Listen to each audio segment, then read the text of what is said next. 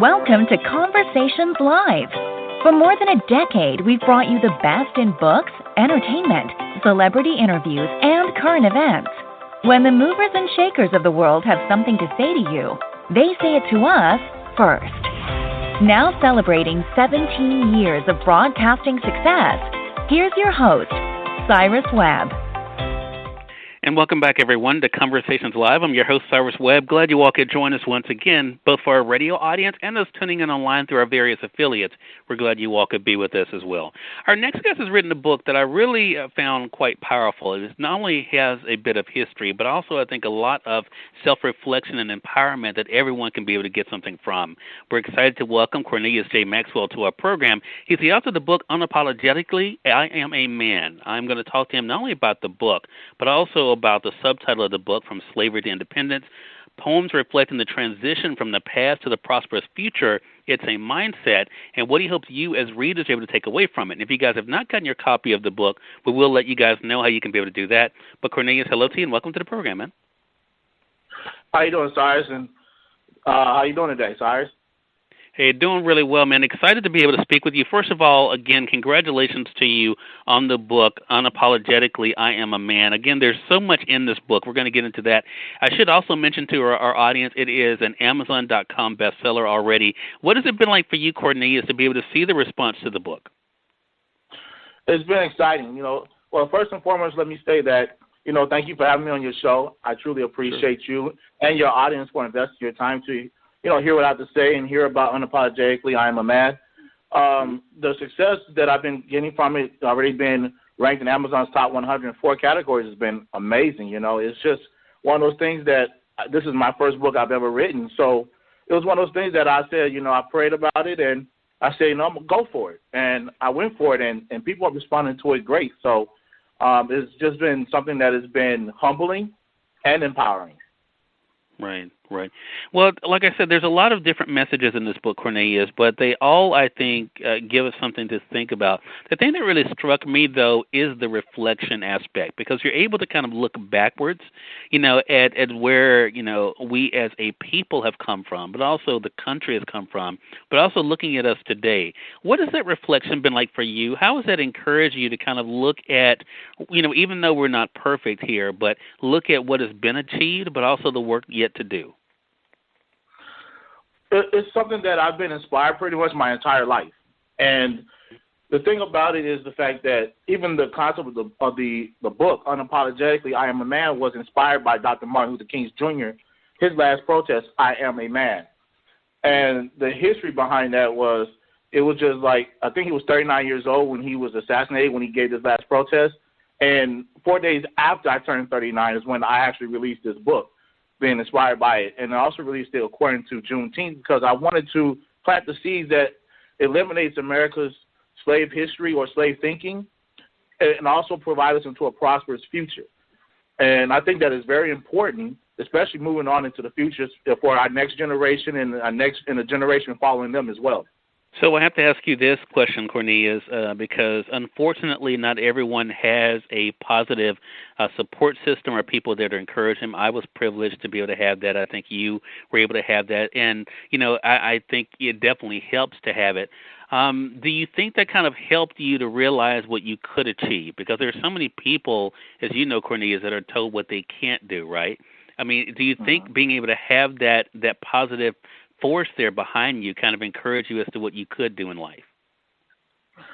I believe so. As a matter of fact, can I quote one of my poems from the book that describes that totally answers this question? All right. It's called I've Been Told by Society. Freedom will always elude me. Prosperity will not embrace me. The war on drugs will enslave me. Prison is my destiny. Death at a young age is my prophecy. Not able to provide for my family is the way that I'm cursed generationally.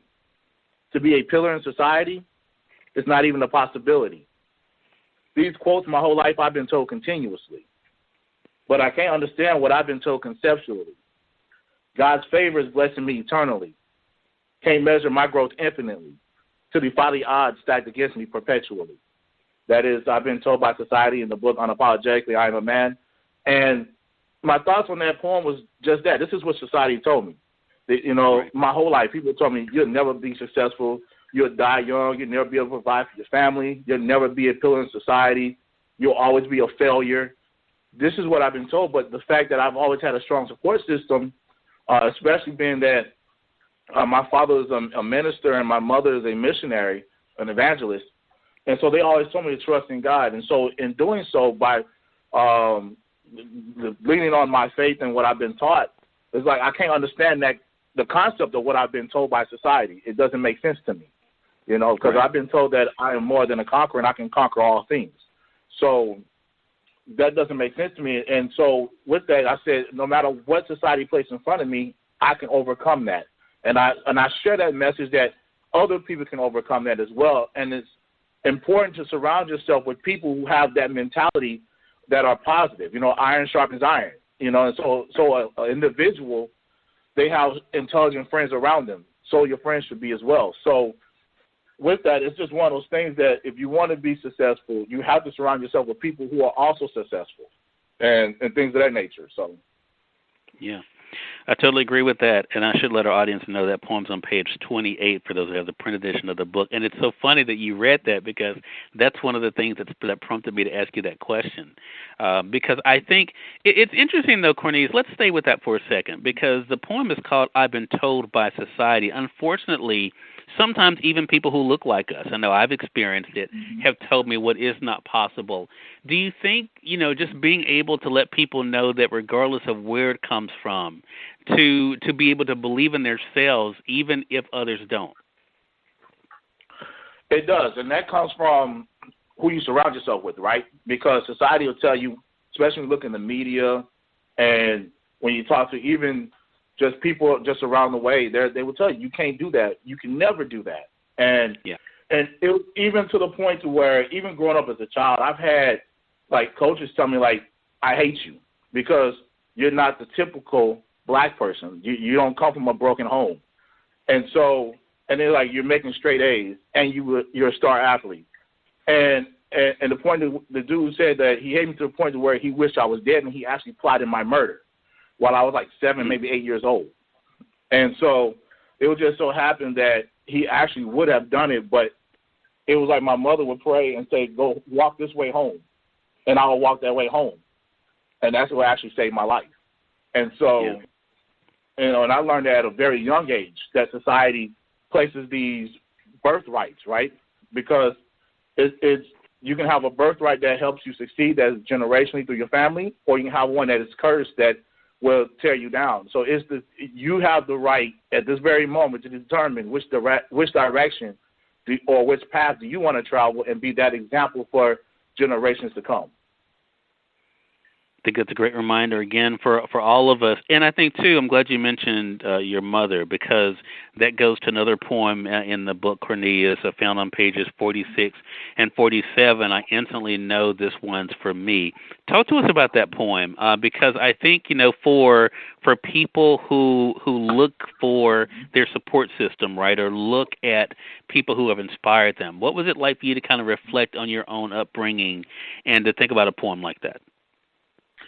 Well, actually, with this one here, I was really just thinking about the elegance of a woman, right? Mm-hmm.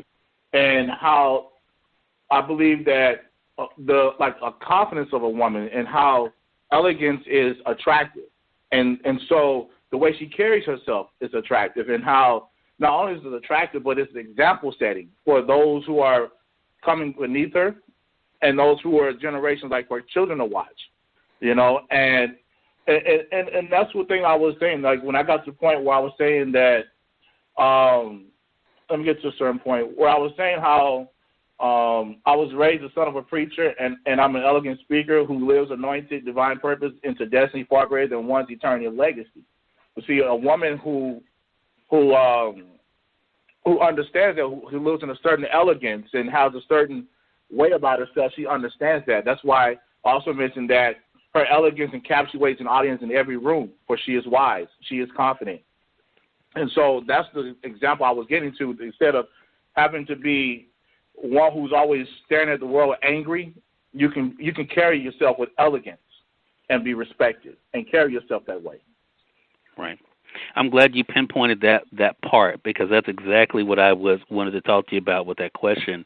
Where you talked about your upbringing, and the point that you are living according to purpose, divine purpose. What is that like for you to recognize? Because, Cornelius, I'm sure you meet people just like I do who really don't know what they're supposed to be doing, what their purpose is, or what way to go. How do you think your upbringing has helped you when it comes to understanding and appreciating your divine purpose? It actually opened the door, because it taught me the things that I need to see. And one thing that what really got me to see my purpose was my first tour in Iraq. I served in the military. I served 3 tours in Iraq. And on my first tour, it was like within our first 2 months. And we was on a mission, and I just started feeling something. It was like one of those things that I knew was God was talking to me, and he was like, start praying, something bad's about to happen. So I started praying, and then when I finished praying, I told my commander, something bad's about to happen. And then, boom, our convoy get hit with the IED, and we ended up losing 5 guys that day. And so throughout that deployment, I started having these premonitions where God was telling me, hey, pay attention. And then I said, hey, stop the convoy, and then the IED will go off in front of us. And so it started opening the door for me to see and start to understand the anointing of my destiny, because without a purpose, you don't have a destiny, and you don't have a legacy. And then I started paying attention more to birthrights, right? And individuals, when you understand the birthright of your family's legacy, and then I started paying attention to that as well. And I started paying attention to all these different kings, and even scripturally, how, the Bible talked about Jesus' birthright, how he's the coming Messiah, and how it was his destiny, and how for all those different generations, they spoke about his coming destiny. And so I thought that was really awesome. It was inspiring and influential to me as well. And I think it's going to be inspiring for other people too, Cornelius, which is why I think, this book has so many different layers to it that people can not only, I think, be able to learn and appreciate it, but also, I think, to see parts of themselves in it or what they aspire to be. And I think that's the great thing about any work when it comes to a book. I want to say, for those who are just tuning in on the radio side or online, you're listening to Conversations Live. We're excited to welcome Cornelius J. Maxwell to our program today. He's the author of the book we're discussing, Unapologetically, I Am a Man, From Slavery to Independence, poems reflecting the transition from the past to the prosperous future. It's a mindset. What is it that keeps you inspired at this point? We're living in a very challenging time. We're living in the middle of a worldwide pandemic, Cornelius, as most of our listeners know. There's a lot of things going on with unrest. You even have a graphic in the book dealing with protests. We're dealing with that. Mm-hmm. What is it that keeps you inspired and optimistic as you look forward? I have faith, and I believe in faith, and I believe in all things taught, such as hatred, and such can also be untaught. And so I'm inspired because I believe that it is my destiny to plant those seeds, and which led to me writing the book. It started with the influence from Dr. King, but then I led to so many different points. I started talking about American history, Black history. Then I started talking about how I can foresee the future. I talked about Dr. King and how he was so influential in our country. And I just touched on so many different parts, and I talked about how we can create change and how change begins with us as the individual. And I believe that. I believe that to my heart, that change begins individually. And if we start planting seeds with one another to create change, then the change can happen. I asked that question because of your poem also, I See a Vision, Cornelius, that people can find beginning on page 39. There, of course, you referenced someone that you mentioned earlier, and that's Dr. King. But I want to actually share 2 parts from that poem because I think it says something about where we hopefully will get to a place on page 40. I see children of all hues, tones, and sizes living amongst each other side by side in peace, as if an international treaty had been signed. You also talk about the serum for racism as a mixture of the same ingredients, sweetened from the fruits of God's Spirit. So those are 2 things, of course, that are very timely for us today. You know, what we see happening with children, of course, and racism, but also, of course, as you mentioned there, of course, us being able to get to a place where we can get together. What would you say to our audience about what we can do to help that become a reality? I believe first that we need to address the issue. Don't put a Band-Aid on it. Throughout the years, we say, well, here's something, but we've never addressed it. So it's like we have a wound there, and you put a Band-Aid on it, but you've never put the alcohol or even the peroxide on it to actually heal the wound. And so we really need to address this wound and come to a point to where we can say, you know, how can we actually heal and move forward? So, and that becomes the issue, because we have so many people that say, you know what, I want to carry the legacy of hate, and others say I want to carry the legacy of love, and so which creates the conflict. And if we come to a point where we say, what can we do that actually heals those who have experienced racism, but at the same time it also provides opportunity for redemption for those who are the perpetrator. Because if we continue carrying these emotions, we're just going to continue conflict. And when you continue conflict, you're just creating more violence on top of violence, or more hatred on top of more hatred, or more racism on top of racism. So if we completely come to a point where we say, I see you as an individual, I see you as a man, I see you as a woman, I don't stereotype you based upon your skin color or things of that nature, because I see the stereotypes as birthrights. It is a cursed birthright to say that freedom will always elude me. That is a cursed birthright. And that's what you're trying to speak upon, because we all know there's power in your words, and life and death is in the power of the tongue. So if society is telling me these things consistently my entire life, then, and I choose to reject that, and I think we need to come to a point in society where we reject that way of thinking, then we can also, and we can reject that way of thinking by utilizing the fruits of the Spirit. And that's why I thought it was so important. And I broke down and explained each one of the fruits of the Spirit and how they will be relevant in this process. Yeah. Well, I think, and that's it, right? I mean, and I think, too, conversations are so important. So let's talk about, I mentioned to you before we began the segment, Cornelius, I want to talk about, what you've written the book, the response has been great to it. How have you been able to continue these conversations through social media and even offline? Through social media, I've already developed a base for the last 4 or 5 years. I've developed a political base. I got my bachelor's in political science, and I wanted to use that degree. I didn't want it to go to waste. And so I started talking about politics on social media. And so I have an audience on social media for that. Now, outside, I just tend to just generally talk to people, meet people, go to different places. I also do advocacy. So I do veteran advocacy, minority advocacy, and advocacy for the people with special needs. And so I've built relationships even, with people that are in politics, that are in Congress and things of that nature. And I'm still building those relationships so I can open the door for more discussions and on bigger platforms. So what is your hope, Cornelius? This broadcast is being heard literally worldwide. We have our radio audience in Mississippi that's hearing it on the radio dial. We have our online audience joining us in various platforms. What is your hope when people read the book and really think about what you've wrote here? What do you hope they're able to do with it afterwards? Utilize it. I hope they're really able to internalize it and utilize it and realize that these generations and these centuries of pain are things that we can heal. And right now, it is our chance to either determine what is history. We can accept the past and keep living in that history, or we can be the axis that changes that particular orbit and move forward.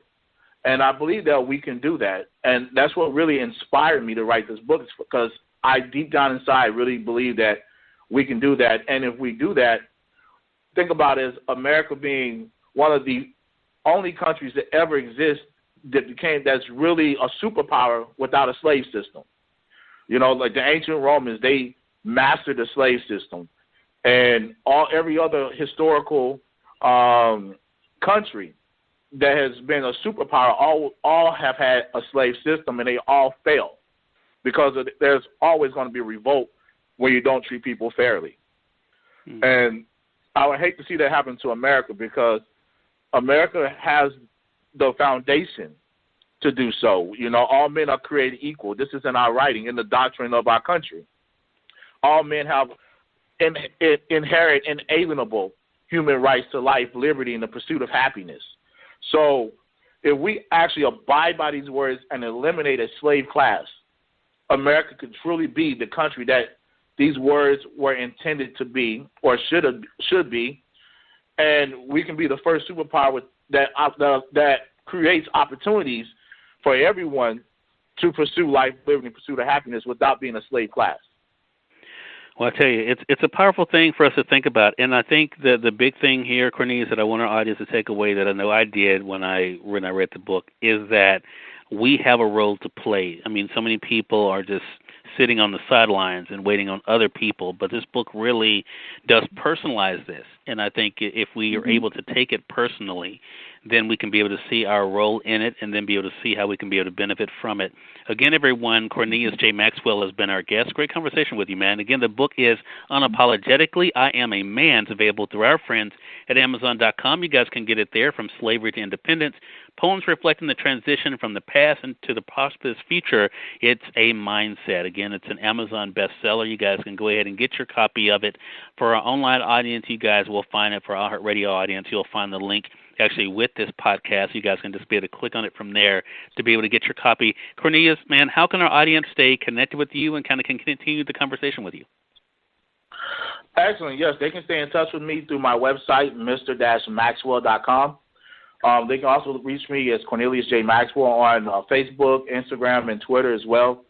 Those are my key sources, and even my email is info@mr-maxwell.com.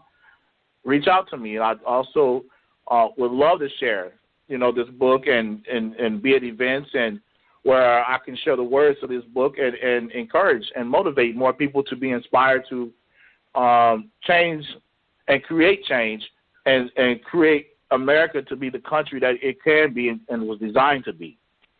Yeah.